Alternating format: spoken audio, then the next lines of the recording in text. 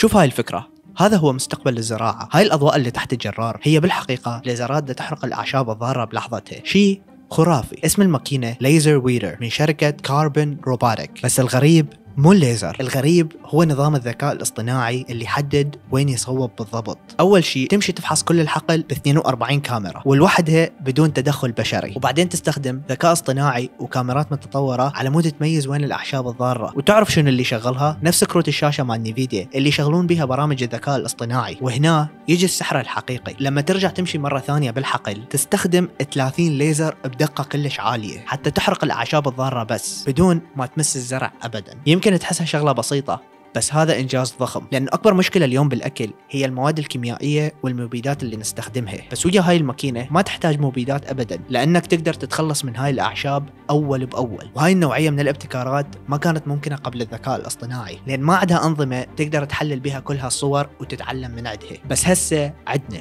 وهاي شغلة راح تغير الزراعة للأبد. فشنو رأيك؟